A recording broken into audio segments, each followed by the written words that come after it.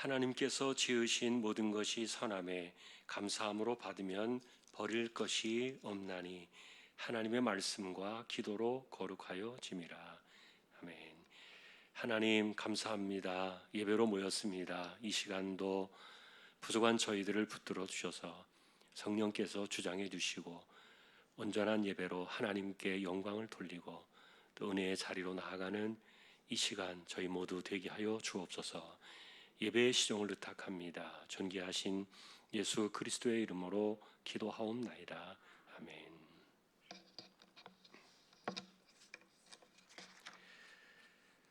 찬송가 243장입니다.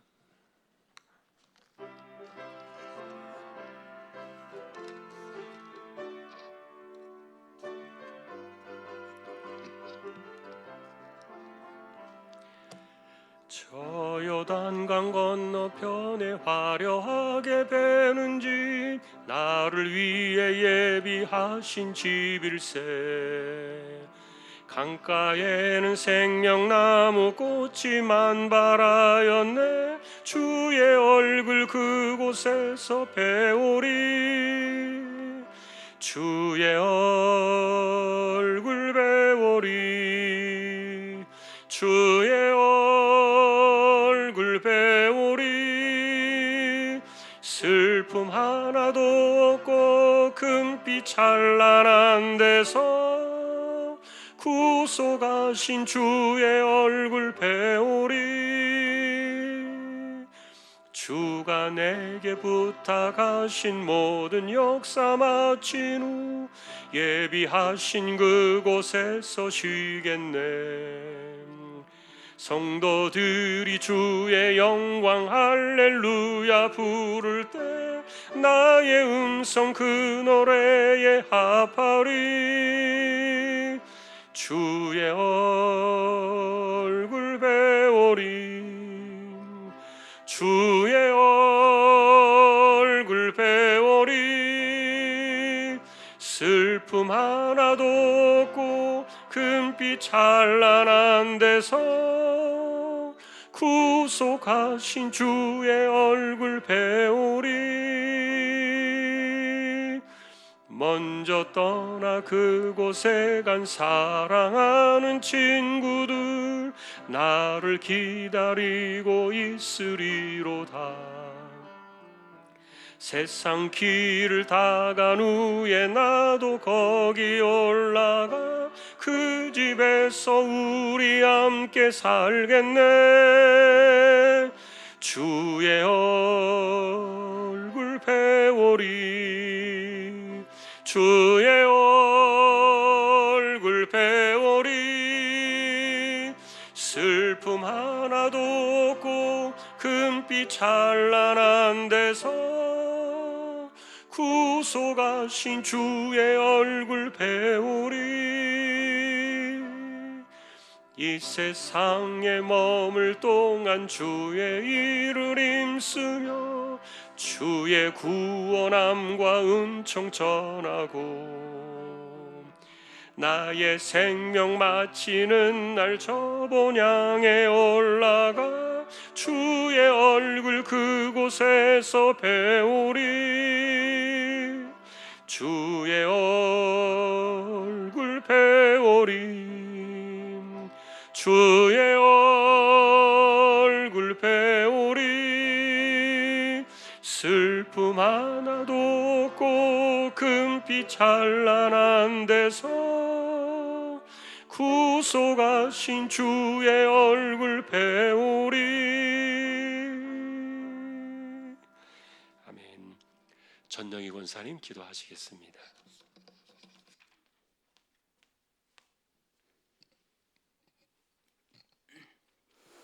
예배와 찬양을 받으시기에 합당하신 하나님 아버지 감사합니다. 이 시간도 예배로 인도해 주심을 감사드립니다.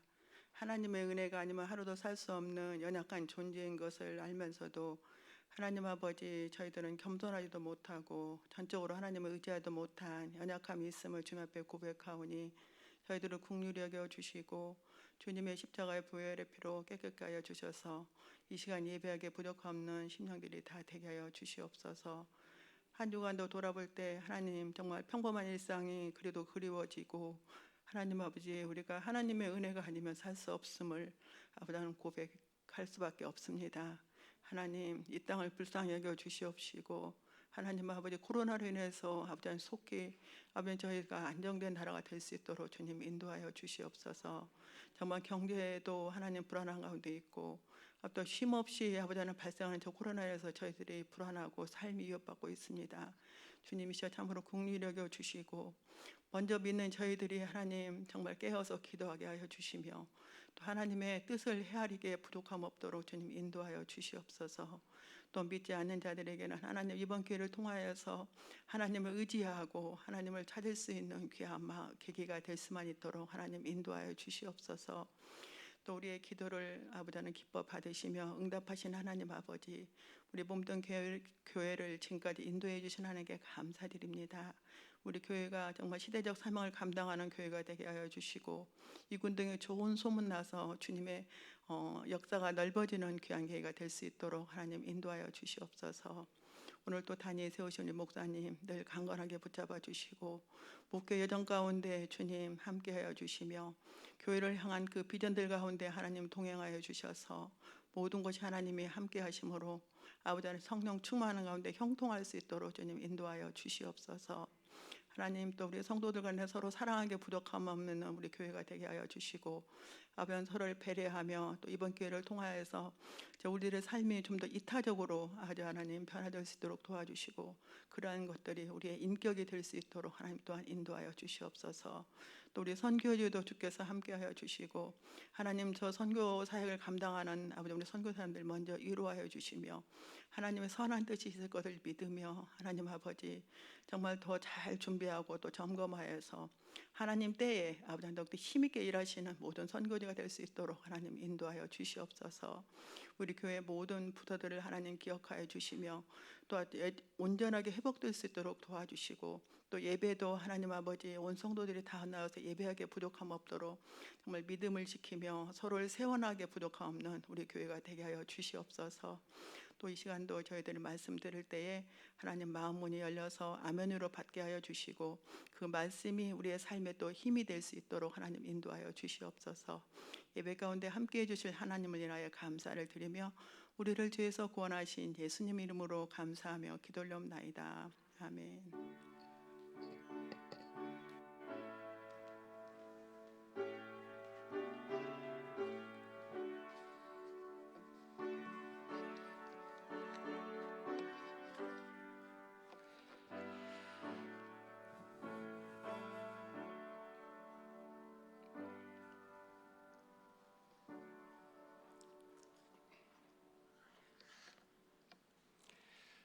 오늘 주실 말씀 신명기 오늘은 12장이 되겠습니다.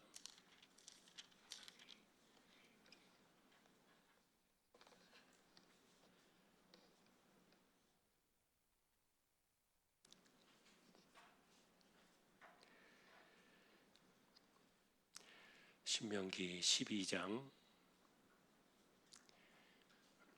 한 절씩 교독하겠습니다. 제가 1절을 보겠습니다.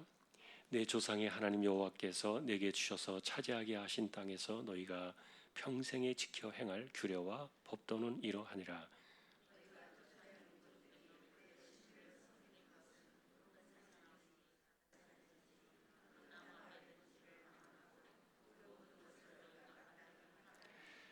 그 제단을 헐며 주상을 깨뜨리며 아세라 상을 불살하고 또 그 조각한 신상들을 찍어 그 이름을 그곳에서 멸하라.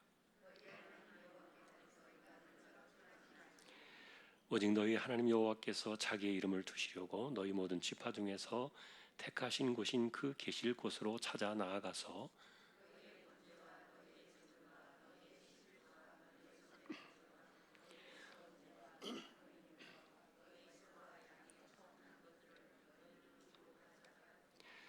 거기 곧 너희의 하나님 여호와 앞에서 먹고 너희 하나님 여호와께서 너희의 손으로 수고한 일에 복 주심으로 말미암아 너희와 너희의 가족이 즐거워할지니라.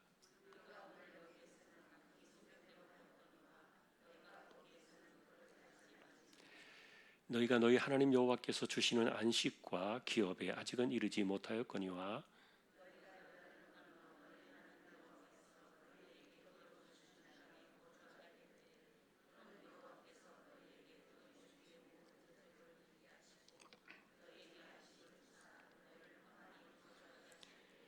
너희는 너희 하나님 여호와께서 자기 이름을 두시려고 택하실 그곳으로 내가 명령하는 것을 모두 가지고 갈지니 곧 너희의 번제와 너희의 희생과 너희의 십일조와 너희 손의 거제와 너희가 여호와께서 원하시는 모든 아름다운 서원물을 가져가고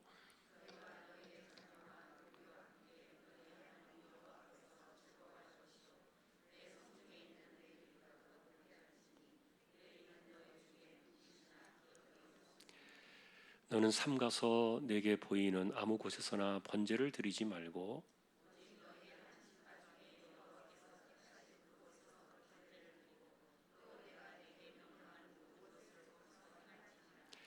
그러나 내 하나님 여호와께서 내게 주신 복을 따라 각성해서 내 마음에 원하는 대로 가축을 잡아 그 고기를 먹을 수 있나니 곧 정한 자나 부정한 자를 막론하고 노루나 사슴을 먹는 것 같이 먹으려니와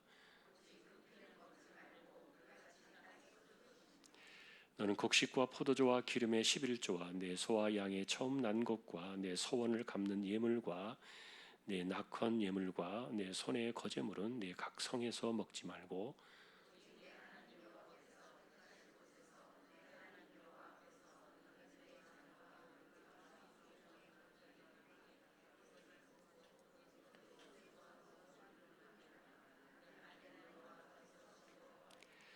너는 삼가 네 땅에 거주하는 동안에 레위인을 저버리지 말지니라.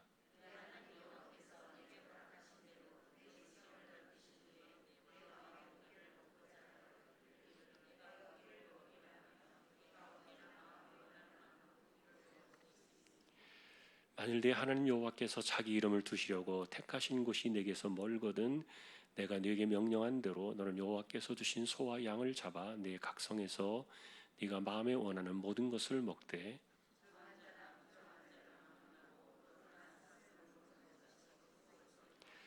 다만 크게 삼가서 그 피는 먹지 말라. 피는 그 생명인즉 내가 그 생명을 고기와 함께 먹지 못하리니 너는 피를 먹지 말라. 내가 이같이 여호와께서 의롭게 여기시는 일을 행하면 너와 네 후손이 복을 누리리라.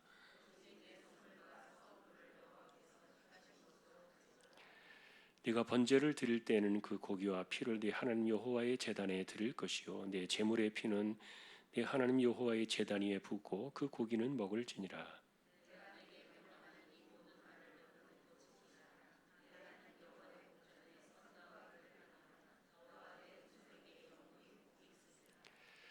네 하나님 여호와께서 네가 들어가서 쫓아낼 그 민족들을 네 앞에서 멸절하시고 네가 그 땅을 차지하여 거기에 거주하게 하실 때에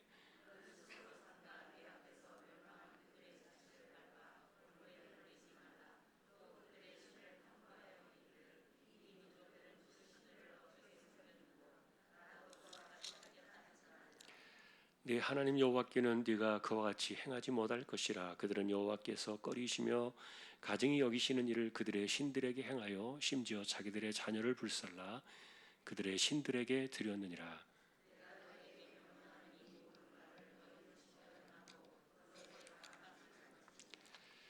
아멘. 예, 교회 소식은 주보를 참조해 주시면 되겠습니다. 이제 39구역 찬양으로 영광을 돌리겠습니다.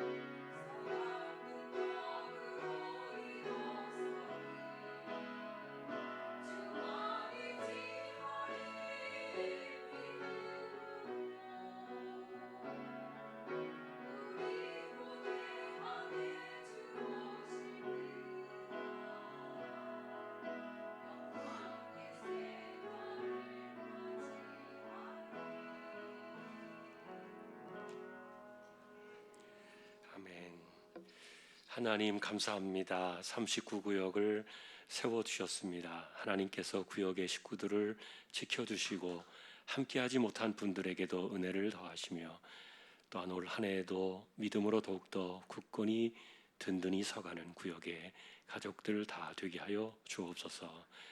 말씀을 상고하려고 합니다. 부족한 종과 저희 모두를 인도해 주시기를 소망하오며 존귀하신 예수 그리스도의 이름으로 기도하옵나이다. 아멘.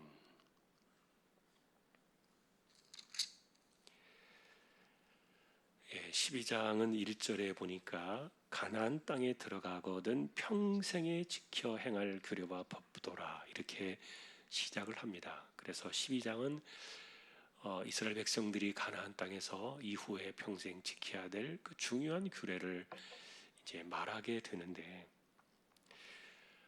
그 핵심은 예배였고요. 그리고 또 그 예배가 이루어지는 장소인 성전을 중요하게 여기는 말씀이에요. 여러분 오늘날에는 이제 이렇게 각 곳에 예배당들이 있고 또 믿는 곳 어디든지 예배당이 세워지고 있습니다만 과거에는 예배당을 한 곳에 하나님께서 정하신 곳에 가서 예배를 드리라 이렇게 말하고 있죠. 구약의 예를 들면은 대표적으로 하나님이 지정하신 성전의 터가 어디 있었나요? 주로 예루살렘이 지어지기 전에는 실로에 있었습니다. 실로에 하나님의 언약궤가 있어서 거기로 백성들이 나가서 예배를 드렸죠. 그러나 이제 예루살렘이 만들어지고 난 이후에는 이제 예루살렘 중심으로 그 자리가 바뀌기 시작을 했고요. 그래서 백성들이 예배를 드리려면 반드시 이 정한 곳으로 와야만 되는 거예요. 자기가 원하는데 아무 데서나 예배를 드리지 말라 그렇게 하셨어요. 자, 여러분들이 생각할 때 왜 그러셨을까? 왜 예배는 우리가 있는 곳에서 예배하면 될 텐데. 자, 그러나 이제 어쨌든 구약과 신약의 차이점을 우리가 좀 생각해 본다면 우리 신약의 관점으로는 그런 질문이 나오는데 신약은 사실은 이 성전이라는 개념 자체가 그리스도 안으로 다 들어와 버렸죠. 그리스도인들이 안으로 다 들어와 버렸죠. 여러분 우리가 고전 3장 16절에 알고 있는 것처럼 너희는 너희가 하나님의 성전인 것과 하나님의 성령이 너희 안에 계신 것을 알지 못하느냐 그렇게 말씀을 주고 있는데 그래서 그리스도가 독생자가 이 구속 사건을 이루시고 부활 승천하시고 난 이후에 성령이 우리에게 오셔서 성령이 머무시는 그곳이 전이 되었단 말이에요. 성령이 우리에게 오심으로 말미암아 영원한 임마누엘의 현장이 하나님의 임재가 있는 그곳이 우리 자신이고 그리고 우리 안에 성전이 이루어지고 우리가 그 교회라 그랬죠. 사실은 늘 강조되어지는 것입니다만 이 건물이 교회는 아니에요. 예배를 드리는 그냥 장소일 뿐이지 엄밀한 의미에서 교회는 우리 성도 각자의 자신이다. 이것은 이제 성령께서 이 땅에 오시고 난 이후에 각자의 믿는 자들의 속에 성령이 들어가면서 이 성전의 개념이 이렇게 확장되어지고 거기에서 이제 의미가 더 커졌습니다만 그러나 구약에는 여러분 성령이 오늘날처럼 이렇게 모든 사람들에게 오신 때가 아니에요. 그거 알고 계시죠? 구약에는 특별한 사람들에게만 성령이 임하셨잖아요. 예를 들면 우리가 보통 말하는 기름 부음을 받을 때 성령이 임하셔서 그들에게 은혜를 주시고 그러는데 예를 들면 왕이나 제사장이나 선지자들 이런 사람들을 우리가 기름 부음 받은 사람이라 이렇게 말을 하고 그들만이 성령을 받아서 특별하게 하나님의 이 사역들을 감당하고 그랬어요. 그런데 구약 시대에는 성령이 오셨을지라도 떠나기도 하셨죠. 떠나기도 하십니다. 계속 거하신 게 아니었어요. 구약의 차이가 그거죠. 예를 들면 여러분 성령이 임하셨을 때 막 예언도 하고 성령 충만한 가운데 이렇게 살았지만 그러나 성령이 떠나시고 난 이후에 폐인이 된 사람 가운데 하나가 사울 왕이었어요. 그래서 여러분 우리는 그 다음 왕이었던 다윗이 자기가 하나님 앞에 큰 죄를 지적받았을 때 그가 눈물을 쏟아가면서 하나님 앞에 기도했던 핵심적인 내용이 뭡니까? 주의 성신을 내게서 거두지 마옵소서. 다윗은 그 중요성을 알고 있었기 때문에 성령을 거두어 두시지 않기를 얼마나 그가 간절하게 기도했는지 몰라요. 가장 중요한 것이었죠. 그러나 어쨌든 구약은 이렇게 성령께서 역사하시긴 했지만 그러나 특별한 사람들에게만 임하셨다. 모든 이들에게 임하지 않았다. 그래서 하나님께서 자신의 이름을 두신 곳, 그것은 하나님께서 정하신 장소였는데 그곳으로 가서 예배를 드려야만 했던 거예요. 그래서 이 정해진 장소에 와서 예배를 드리라는 개념은요, 우리가 이렇게 두 가지로 생각해 볼 수 있어요. 첫 번째는 언제나 정해진 곳에 와서 정기적인 예배가 드려지고 있다는 거예요. 정기적인 예배. 그리고 또 하나, 두 번째는 이렇게 하나님께서 정하셨다는 이 말은, 그 의미는 하나님으로 생각하고 아무렇게나 잘 알지 못하는 사람들이 예배를 드릴 때 하나님을 왜곡시킬 수가 있는 거예요. 여러분, 과거에 우리는 하나님만 생각하고 믿습니다. 그러면 다 되는 줄 알았어요. 그런데 그게 귀신한테 하는 것인지 어떻게 알아요?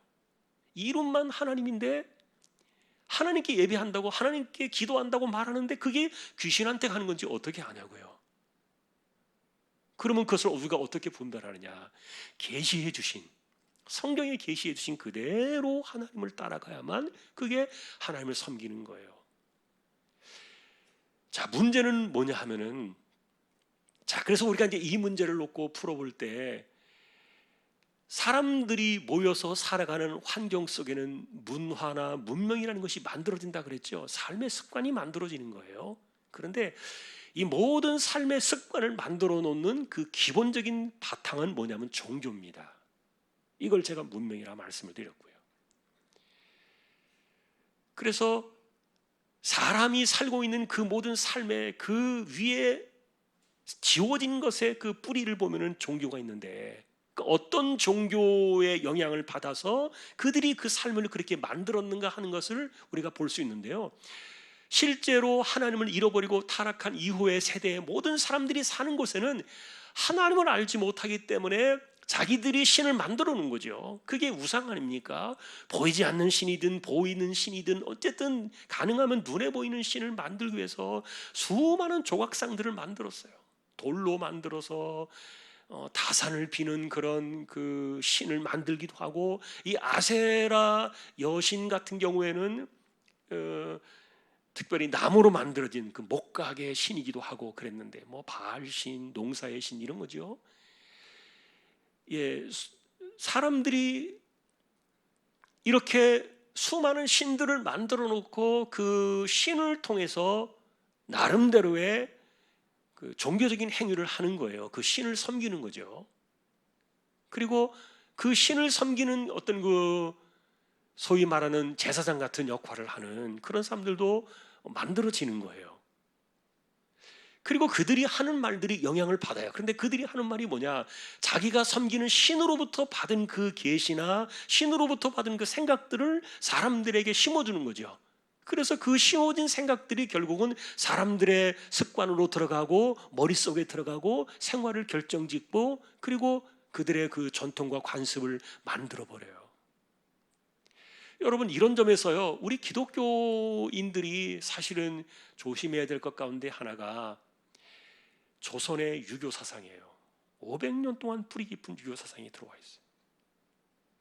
그런데 그 이전에 사실은 수백 년 동안 또 이 땅에 우리 조상들에게 영향을 끼친 게 뭐였습니까? 불교였어요. 고려시대의 불교.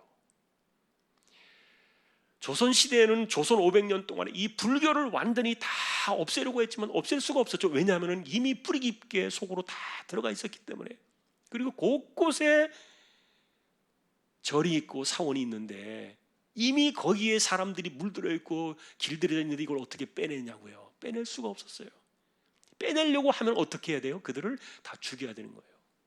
그리고 절들을 다 회파시켜야 되는 거예요. 근데 조선시대는 그들이 그들이고 이들이 이들이고 다 같은 사람들인데 어떻게 되냐고요, 그게. 그래서 여러분, 우리가 가나안 땅에 들어갈 때 하나님께서 이스라엘 백성들을 그 가나안 땅에 살던 사람과 구별시켜 가지고 그들을 다 몰아내고 죽이라고 했던 이유가 그거예요. 그들이 가지고 있었던 이 습관이나 문명 이런 것들은요 안 바뀌어요. 자, 우리는 그 얘기를 계속했죠. 내가 가지고 있는 그동안에 가지고 있었던 전통과 관습이요, 이게 어디에서 생겨났든지 간에 사람들은 그거 평생을 갖고 살아갑니다. 너무너무 무서운 거예요. 사람에게 한번 이 들어온 생각은요, 이 잘 씻겨지지가 않아요. 그래서 하나님께서 그것을 지워버리는 유일한 방법은 뭐예요? 죽이는 것밖에 없는 거예요. 그래서 가난한 사람들 다 죽이라고 그랬어요. 왜냐하면 그들은 우상을 통해서 죄를 만들어낸 것밖에 없으니까. 여러분, 그래서 우리가 생각할 때는 너무 가혹한 거 아니냐, 하나님 너무 잔인하시다 이렇게 생각해 볼지 모르겠지만, 항상 우리가 말하는 것은 그겁니다. 제가 과일 비유를 했지요. 썩은 사과와 싱싱한 사과가 있어요. 붙여놓으면 어떻게 됩니까? 썩은 사과가 싱싱해지나요? 그런 것을 본 적이 없어요. 우리가 자연의 이치에서 깨닫는 원리예요. 사람이 똑같습니다. 우상의 습관과 그리고 세상의 관습을 갖고 살아가는 사람과 그리스도인이 딱 만났을 때 이게 어떻게 되겠습니까? 시간이 흐르면 누가 누구를 닮아가겠습니까? 그거는 뻔한 거예요. 어쩔 수 없어요. 요즘은 이제 우리가 조금 더 다른 시각 속에서 이제 성령의 도우심으로 말씀을 통해서 우리가 좀 더 구약의 그 시대와는 좀 더 강력하게 이런 내용들이 좀 달라지고 있습니다만, 그러나 어쨌든 사람은요 영향을 받아요. 그래서 내 곁에 우상을 섬기고 미신을 섬기고 그런 것에 찌들어 있는 사람이 옆에 있으면 그 사람하고 같이 살다 보면은 나도 모르게 그 사람이 하는 말들이 다 들어오는 거예요, 우리 안으로. 그래서 하나님께서는 그들을 다 몰아내버리고 죽여버리고 쓸어내버리라. 그리고 그들이 가지고 있었던 이 신전과 사당과 이런 것들을 흔적도 없이 다 태워버리는 거예요. 다 부셔버리고 불태워버리고. 여러분, 그런 의도들을 우리가 이해하셔야 돼요. 그래서 하나님께서 바라시는 것은 이제 세상의 귀신과 잡신으로부터 만들어진 그런 삶의 패턴과 원리들을 다 버리라는 거죠. 다 버리고 이제는 가나안 때 들어가면 하나님께서 계시해 주신 그 하나님의 말씀과 그리고 그 명령과 규례만을 따라서 살아가면은 그 하나님의 새로운 방식의 문화가 만들어지지 않겠어요? 명령대로 살아가면은 그런 그 관습이 만들어지는 거죠. 이게 기독교 문명이에요. 그래서 초기 시대에는 잘 알지도 못하는 사람들이 여기저기에서 아무나 자기가 주워들은 방식을 가지고요, 그냥 그것이 하나님을 섬기는 줄 알고 아무 데서나 이렇게 하나님을 섬긴다고 말을 해버리고 이러면은 이상한 문화가 나오게 되어 있어요. 그래서 하나님께서는 초기에 딱 정해진 곳에서 하라. 왜냐하면 거기에는 딱 그 정해진 곳에서 그 사명을 감당할 수 있는 제사장이나 선지자나 그것을 합당하게 할 수 있는 사람이 거기에 준비되어 있기 때문에, 그래서 혼란을 겪게 하지 않게 하려는 거예요. 그러니까 우리가 하나님 이름은 부르는데 그 하나님이 우리가 생각하는 성경에서 말하는 여호와 하나님이신지 그게 어떤 하나님인지 모르는 거예요. 심지어 여러분, 이런 혼란이 어디서 생겨났습니까? 이미 북쪽으로 갈라져 나간 북쪽 이스라엘이 있었죠. 남쪽에는 나라가 쪼개질 때 유다와 베냐민만 남았고요, 나머지 10개 지파가 싹 따라갔어요, 북쪽으로. 근데 북쪽으로 따라가면서 이제 경계선이 그어졌잖아요. 국경선이 그어졌는데 성전은 어디에만 있습니까? 예루살렘에만 있는 거예요. 그런데 이 북쪽으로 나간 이 10개의 지파가 예배를 하려고 그러면 어디로 와야 됩니까?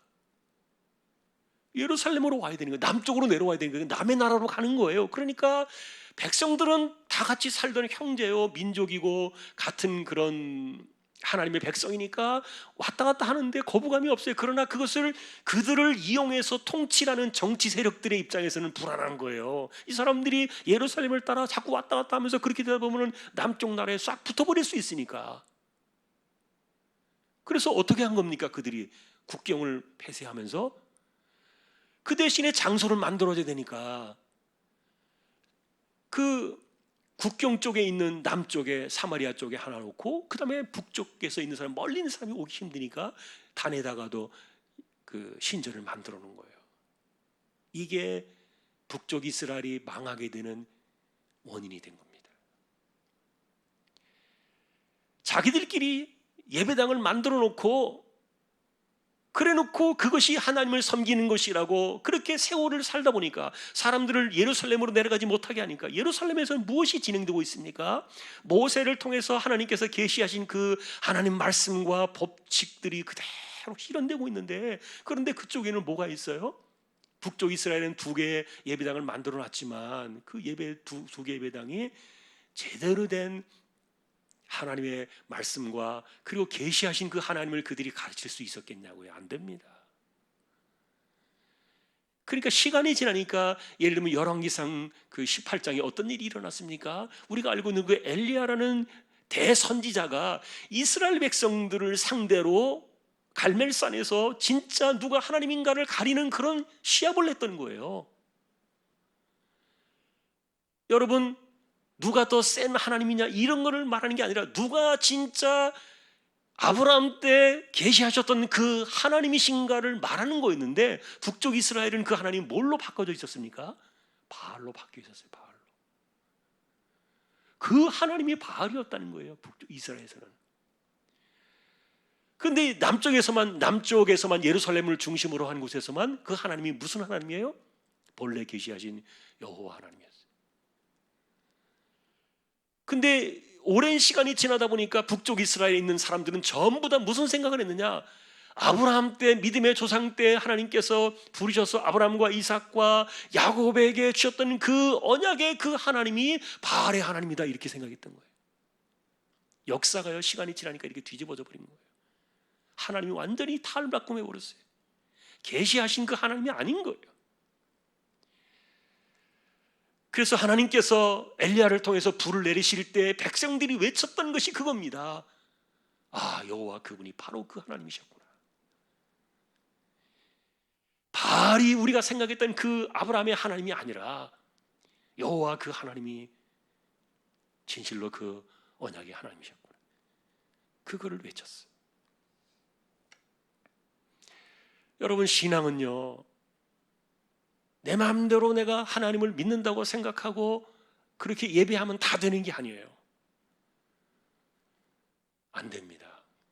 그리고 우리가 이제 아까도 조선시대 이야기하다 말았습니다만, 우리나라가 지금 150년의 역사 속에서 기독교가 신앙에 들어왔지만, 그러나 여전히 우리 안에 뿌리 있게 들어있는 그 관습이 뭐예요? 불교의 문화가 들어있고, 그 다음에 조선시대의 유교의 성리학의 공자의 문화가 들어있어요. 실제로 사람들은 그래요. 유교가 종교냐? 이렇게 말해요. 종교냐?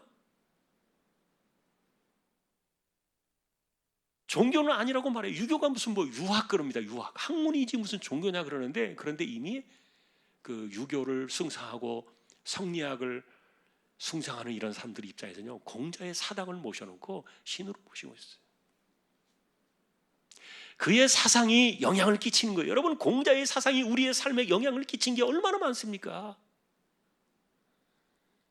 조선시대의 성리학에서 영향을 받은 그런 것들이 얼마나 많이 들어와 있냐고요. 그런데 이런 것들을 바꾸지 못한 채 한꺼번에 쓸어버리지 못하는 거예요. 우리는 구별된 이스라엘과 가나안이 아니었기 때문에 그 사람이 그 사람이고 내가 나하고 또 똑같은 이런 입장이 있다 보니까 이미 내가 그 안에 들어있는데 내 안에서 어떻게 나를 죽이냐고요. 이게 어려운 거예요. 내 안에서 나를 죽이고 내 안에 있던 이 잘못된 불교나 유교의 문화나 이런 그 잘못된 그 관습들, 이런 것들을 쓸어버려야 되는데 이게 어떻게 쓸어버리냐고요. 이걸 누가 쓸어버려요? 내 마음에 있는 거를. 어렵지요. 굉장히 어려운 주제죠. 그래서 기독교인들은 실제로 끊임없이 자기를 죽이는 훈련을 하는 게 그게 뭐냐? 내 속에 들어있는 이 관습들을 없애는 거예요. 자기를 죽이는 것이 그런 거예요. 그래서 하나님의 것으로 새롭게 우리가 인생이 태어나고 하나님의 것으로 우리가 새롭게 우리 인생을 만들어가는 거예요. 지난번에도 제가 그런 말 했습니다만, 기독교인들의 30%가 사주팔자를 지금도 본대요. 근데 오늘 여기 재밌는 이야기를 하셨어요. 모세를 통해서 뭐라 그러는가 하면은 그들이 섬기는 것이, 그들이 섬겼던 것이 뭔가를 호기심을 갖지도 마라. 그리고 그들은 어떻게 했는가 그것에 대해서 관심도 가지지 마라. 연구하지도 마라 그랬어요. 30절의 내용이 그거예요. 그러니 여러분, 예를 들어서 나는 재미로 그냥 점을 보는 거야. 재미로 그냥 토종 비결 봐. 재미로 그냥 뭐 이렇게 뭐 손금도 보고 뭐 이렇게 하는 거야. 뭐 관상도 보고 뭐 그래. 재미야 이거는. 하지 마세요. 그게 미혹 사건이에요. 그런 거 자꾸 보면 안 믿어질까요? 이미 그것을 믿는 생각들이 우리 안에 들어오는 거예요. 이렇게. 그래서 모세가 이야기합니다. 궁금하게 여기지도 말고 그 사람들이 어떻게 했는가, 뭘 했는가 따져보지도 마라. 그냥 나는 단지 연구해 볼 거야. 하지 마라 그랬어요. 아예 하지 마라. 사람은 이상하게 그런 것이 하나님을 떠나서 이방 신을 따라가는 이런 미신을 따라가는 그런 것들이요 굉장히 가슴에 잘 와닿아요. 너무너무 귀에 솔깃하고요 재미가 있어요. 바로 이렇게 막 예를 들면 막 말해주잖아요. 그래서 여러분, 한때는 기독교인들 가운데 예언기도 하는 분들이 있었잖아요. 우리가 그런 이야기 많이 비판했죠. 예언기도. 기도의 이름으로 하나님께 기도를 한다고 하면서 이 사람의 그 장래일을 막 얘기해줘요. 앞으로 무슨 일이 일어날 것이다, 어떻게 될 것이다 이렇게 막 얘기를 해주는데 이게 하나님께서 계시해 주시는 예언기도라는 거예요.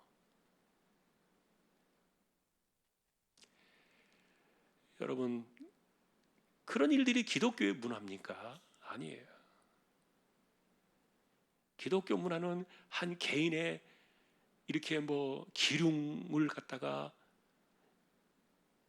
이렇게 점을 치듯이 예고해 준 적이 없어요. 특별하게 어떤 사역과 사명과 하나님이 하시고자 하는 일들을 드러낼 때는 선지자들을 통해서 그에게 특별하게 계시하셔가지고 그렇게 보여준 적은 있지만 그런 적은 없어요. 그러니까 하나님께서 철저하게 무당이나 점쟁이들이나 이런 사람들은 완전히 끊어버리라 그랬어요. 재밌잖아요, 그런 게 들어와 있으면. 그런데 오늘날에는 이런 영적인 이름으로 마치 예언 기도를 한다고 하면서 사람들을 그렇게 그런 대로 끌고 가는 거예요. 이게 기독교 무당이죠. 제가 계속 표현한 내용이에요. 기독교 무당이다. 더러 사람들이 지금도 저한테 우리끼리 이렇게 목사님들끼리 얘기하다 보면은 뭐 투시 은사 이런 얘기들을 해요. 근데 여러분, 성경 안에 투시 은사 없어요. 어디서 만들어내는 겁니까? 자기가 무슨 사람을 꿰뚫어 볼 수 있는 이런 것이 있다고 생각되어지면 다른 사람들보다 자기가 좀 특별하고 자기가 좀 약간 급이 다르고 영적으로는 레벨이 다르다는 것들을 은근히 자랑하면서 사람들이 자기에게 이렇게 복종하거나 이런 것들을 원하는 사람들이 투시라는 이 말을 쓰면서 사람들을 자기 밑에 이렇게 두려고 하는 거예요. 이게 귀신들이 하는 짓입니다. 투시라는 말 없습니다, 성경 안에. 하나님은 중심을 보시지만 사람은요 죽었다 깨나도 외모를 볼 수밖에 없는 거예요. 어떻게 그 속을 봐요? 자, 여러분, 우리가 생각하는 사실은 세상으로부터 함께 혼재에 들어와가지고 기독교 신앙인 것처럼 이렇게 묶여있는 이런 것들이 여전히 우리 안에 있습니다. 여러분들 안에 분명히 있을 겁니다. 제 안에도 남아있을 수도 있고요. 자, 이런 것들을 끊어버려야 진정한 하나님께서 원하시는 하나님 나라의 백성으로 온전한 우리의 문화를 만들어 나가는 것이죠. 문명을 만들어 나가는 것이고요. 그래서 모세는 이런 것들을 강조하면서 가나안 땅에 들어가면 평생에 그들과는 섞이지도 마라. 그거를 계속 반복해서 12장 안에서도 2번이나 계속 반복이 되었어요.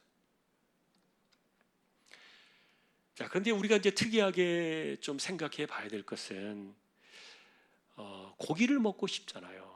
근데 고기를 먹고 싶을 때는 예를 들어서 일반 다른 여기 지금 말씀하신 거 보면은 뭐가 나옵니까? 노루나 사슴 같은 고기는 제사를 드릴 때 쓰는 그런 짐승이 아니기 때문에 아무 때나 잡아서 먹어요. 그러나 하나님께 드려지는 그 예물 송아지나 염소나 양은 그런 것들을 먹고 싶을 때는 정결하게 되어진 그 짐승들은 반드시 하나님께 먼저 드려지고 난 이후에 그들이 먹어야 됐거든요. 그러니까 먹고 싶어도 아무데나 못 먹는 거예요. 그런데 하나님께서 이제 가나안 땅에 들어가면 그 넓은 광야와 같이 몰려 사는 게 아니니까 흩어져 살아가기 때문에, 그래서 그들이 예루살렘에 예를 들어서 이제 정하신 곳이 예루살렘이라고 가정한다면은 예루살렘에 오지 않을지라도 그들이 먹고 싶을 때는 거기서 고기를 잡아서 먹어라, 그렇게 허용을 해주셨어요.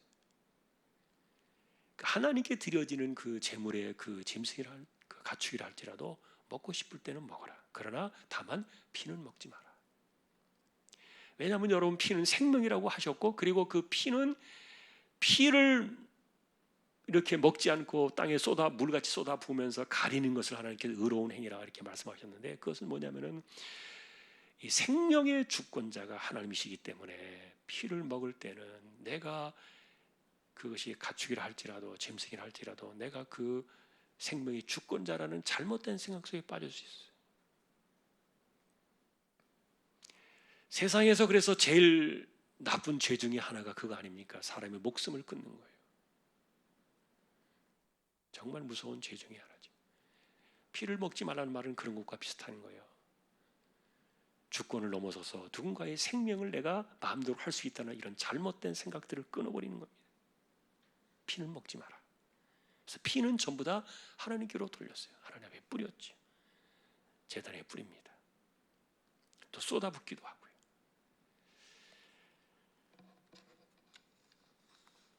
자, 이제 마지막으로 이제 우리가 한 가지 더 주목할 것은요, 이렇게 이제 예배를 드릴 때 하나님께서 주시는 그 예배의 두 가지 특징을 이야기했어요. 하나는 기쁨이 있을 것이다.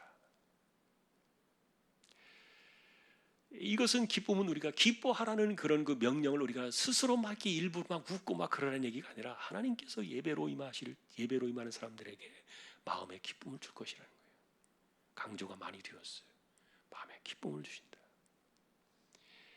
하나님을 온전히 예배하는 것에 마음의 기쁨이 있어요. 그 다음에 두 번째는 뭐냐면은, 하나님께로 나오는 사람들이 하나님께서 내 일상 속에서 내게 주신 그 삶의 은혜를 하나님께 감사함으로 즐거워하는 그 마음을 드리라 그랬어요. 그래서 다시 말하면은, 하나님은 우리에게 기쁨을 주시고 우리는 내게 주신 일상의 복을 통해 하나님께 감사를 드리는, 이것이 예배의 두 가지 요소로 압축이 되어가지고 들어와 있어요. 우리는 언제나 하나님께 사실은 감사로 나가는 것이죠. 왜냐하면 내게 주신 일상의 모든 것이 하나님의 은혜라는 신앙의 고백이에요. 내가 잘해서 그런 것이 아니라 하나님께 내게 주신 은혜의 선물이다. 그런 신앙의 고백이 언제나 예배 속에서 필요하다는 것들을 가르쳐 주었어요. 그래서 이 예배 안에는 특별히 이렇게 이 예배와 기쁨과 감사의 즐거움들이 누려질 때는 다 함께하라 그랬어요. 거기에는 노비도 들어가고, 그리고 일반적으로 함께할 수 없다고 생각되는 부정한 사람들도 들어오고, 다 들어오라 그랬어요. 모든 사람들이 함께하고, 그리고 특별히 이제 레위인들을 기억하라고 말했던 것은, 이것은 이제 그 레위인들은 분깃이 없잖아요. 기업이 없잖아요. 오직 그 성전에서 나는 것만 먹고 살기 때문에, 그래서 그들의 삶이 혹시라도 빈피해지지 않도록 레위인들을 기억하면서 하라. 이것이 계속 두 번이나 반복되었는데, 중요한 것은 이 예배의 즐거움과 기쁨과 이런 것들을 나누는 그 공동체 안으로 하나님께서는 문을 활짝 열어놓으셨다는 거예요.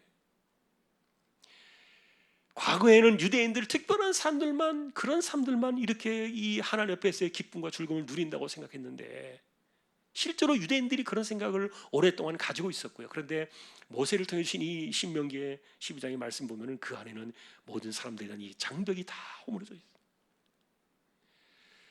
한편으로 그래서 여러분, 오늘날에도 지금도 이번 코로나 때문에 사람들이 교회마다 교회마다 등록된 사람들만 교회를 예배를 드릴 수 있게 한다 그래가지고 지금 이제 그 QR 코드를 만들고 있어요.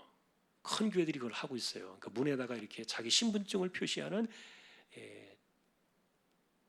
전용 코드죠. 그래서 그걸 딱 대면 내가 누구다라는 것들. 이건 이미 이만희가 신천지에서 했던 것들인데, 근데 이제 이번 코로나로 인해서 일반 대형 교회들이 그걸 지금 만들었어요. 그래서 어제도 제가 시흥시의 관계자 공무원하고 점심에 같이 모여서 좀 이렇게 식사도 하고 그랬는데, 그러니까 지금 교회들마다 이런 그 QR 코드를 만들어서 딱 정해진 사람만 들어오게 하자. 이런 이제 그 카드를 만드는 것에 대해서 정부가 혹시 지원이 있냐 이렇게 이제 자꾸 교회에서 질문이 들어온대요. 근데 저는 그거 그 공무원의 어쨌든 답은 그거는 의무사항이 아니다 이제 이렇게 얘기를 하는 거예요. 자기네가 할 수 없다 얘기하는데, 저는 그거 하라 그래도 그 한다는 것 자체가 성경적이지 않다고 생각해요. 교회는요 다 들어와야 돼요. 누구나. 교회는 누구나 다 들어와야 되지. 그래 제일 가슴 아픈 것 가운데 하나가 교회에서 예배를 드리러 온 사람들 우리 교인이 아니라서 못 들어오게 하는 것이 굉장히 슬픈 거예요. 하나님의 집은요 다 들어오게 만들어져 있어요. 구별 없이. 그 예배 안에서 함께 이 하나님의 은혜를 누리면서 그들이 하나님의 구원받은 백성으로 건넌 백성으로 또 변화되어져 나가는 거니까. 자, 이제 오늘 우리가 이제 바라는 핵심은 이 하나님께서 예배를 드리는 제물로 드렸던 그 당시에 성전 예배가 정해진 곳에 그 성전을 중심으로 살아라는 거죠. 그것은 뭐냐면 성전을 중심으로 살라는 그 말은 이 가까이 있으면서 늘 여기 왔다 갔다 하라는 그런 뜻이 아니에요. 그것은 뭐예요? 성전에서 나오는 하나님의 계시의 말씀으로 우리의 삶의 그 문화 명령, 그 문명을 만들라는 거예요. 성전을 중심으로 흘러나오는 계시되어진 그 하나님의 말씀을 가지고 이 세대 속에서 세상이 주는 것이 아니라, 오랫동안 전통이 주는 것이 아니라 하나님 중심의 새로운 그 문명을 만들어 나가라. 이게 성전에서 살아라, 성전 중심으로 살아라, 그런 의미였어요. 여러분, 우리는 하나님 중심으로 살아요. 그러니까 성경에서 혹시 부딪히는 게 있으면은 이건 내가 오랫동안 옛날부터 알고 있던 거야, 이거 다 사람들이 다 그래, 이런 식으로 말하지 마시고, 성경하고 부딪히는 거 있으면 우리가 알지 못하는 옛날에 뭐 무당을 섬기고 귀신을 섬기고 뭐 이런 잘못된 우상의 습관들이요 그대로 들어와 있어 남아 있단 말이에요. 이런 것들 혹시라도 성경을 통해서 딱 점검이 되면요 바로 버려야 돼요. 즉시로 버려야 돼요. 그래서 하나님의 이 새로운 하나님의 명령, 문명을 만들어가는 이 문화 명령들, 이것을 우리가 성전 중심으로 살아라라는 말씀인 것을 기억하면서 우리의 삶에 승리가 있기를 주님의 이름으로 축원합니다. 찬양하겠습니다. 246장입니다.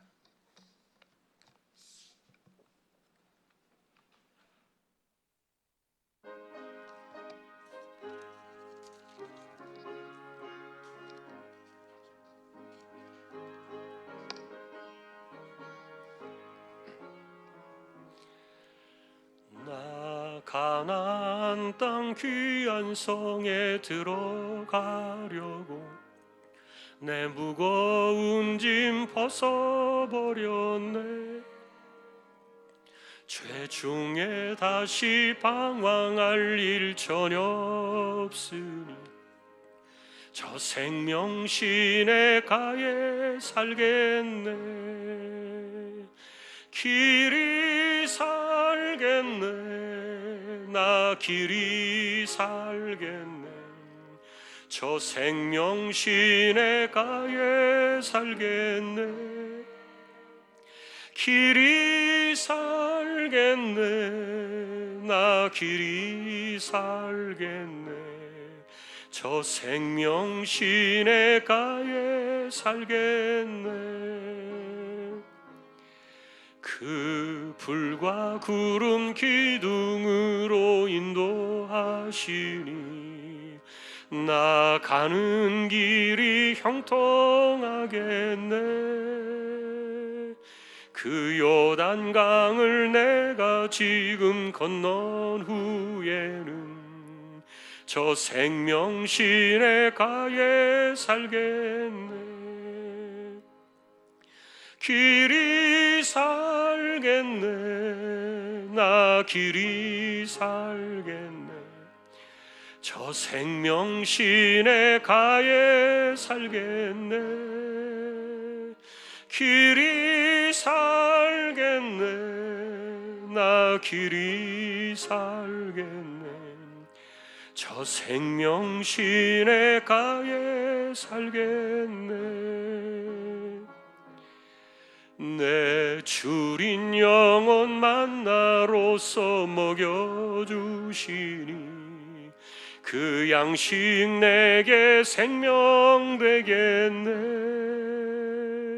이후로 생명 양식 주와 함께 먹으며 저 생명신의 가에 살겠네. 길이 살겠네. 나 길이 살겠네. 저 생명신의 가에 살겠네. 길이 살겠네. 나 길이 살겠네. 저 생명신의 가에 살겠네. 아멘. 하나님, 오늘도 저희들이 성전을 중심으로 살아야 된다는 그 의미를 새롭게 기억하고 또 말씀들을 우리의 삶에서 이루어 나갈 수 있기를 원합니다.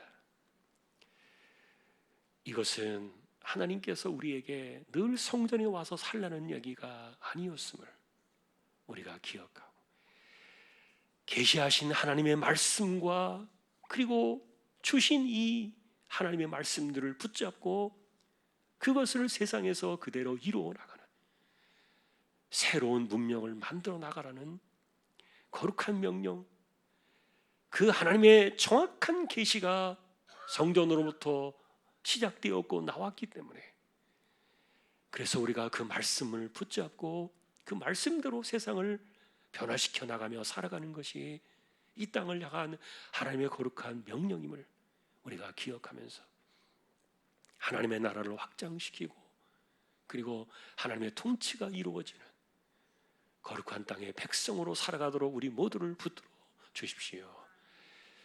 하나님, 코로나로 인해서 교회들이 여전히 흔들거리고 있고 문이 닫혀 있고 참으로 안타까운 시대가 현실이 계속되어져 가고 있습니다. 하나님 긍휼히 여기셔서 하루속히 모든 것들이 풀어지고 누구나 하나님의 집에 나와 예배하며 하나님을 만나고 복음을 듣고 그리스도를 만나고 이 구원의 진리 안에 깨달음을 얻는 거룩한 역사들, 죽어가는 영혼들이 끊임없이 하나님의 집으로 나오는 이 거룩한 생명의 역사가 회복되어지도록 은혜를 더하여 주옵소서. 오늘도 우리의 삶을 의탁합니다. 특별히 연약한 이들을 하나님께서 기억해 주십시오. 이재용 집사님, 최태경 청년, 신배한 집사님, 조인성 청년, 김한솔 청년, 백형래 집사님, 조말순 집사님, 연약한 이들입니다. 기억해 주시고 암으로 투병하는 분들에게도 힘을 주시고 연세가 많으신 분들 기력을 더해 주시고 맑은 정신과 총기가 흐려지지 않게 하여 주옵소서. 특별히 코로나의 이 혼란의 시대에 감염의 위험으로부터 늘 지켜주시고 안전하게 붙들어 주시며 교회 안팎에 살아가는 우리 모든 중앙의 식구들 한 사람도 어려움 당하지 않도록 하나님께 진실로 간절히 의탁합니다. 하나님 도와주시고 붙들어 주십시오. 이와 같은 때에 특별히 하나님 교회들을 든든히 다시금 세워주셔서 본질로 돌아가게 하시고 잘못된 것을 하나님이라고 믿었던 예배했던 그런 것들이 다 끊어지고 온전하게 하나님께서 계시하신 그 중심으로 돌아오는 그런 예배의 회복들이 한국교회와 우리들 안에서 일어나게 하여 주옵소서. 맡겨진 선교지와 선교사님들, 개척된 교회와 보냄받은 주님의 종들을 기억해 주시고 참으로 이 모든 것들이 빨리 한정되어서 하나님의 나라가 확장되어지는 거룩한 일들을 보게 하여 주옵소서. 예배를 마치고 돌아갑니다. 예배 때마다 언제나 하나님께서 우리에게 기쁨을 주시고 우리에게 주신 삶의 일상의 복을 통하여 늘 언제나 감사할 수 있는 우리 모두가 되게 하여 주옵소서. 다시 한번 이 혼란의 때 우리의 삶을 주님께, 주님의 권능의 손에 주님의 이름으로 간절히 의탁하오며 이제는 우리 주님 예수 그리스도의 은혜와 하나님 아버지의 사랑과 성령님의 감화 감동 위로 인도 교통 충만하심이 하나님 주신 그 말씀과 계시의 말씀을 따라 이 땅에 우리의 삶을 바꾸어 나가며 그 명령을 이루어가는, 그래서 언제나 예배당으로부터 흘러나오는 그 하나님의 말씀을 우리의 삶에 이루어 나가는, 그것이 성전 중심의 삶임을 기억하며 이렇게 하나님의 백성으로 승리하기를 원하는 우리 모든 심령들, 조항의 가족들 위해 이제로부터 영원까지 함께 있을지어다. 아멘.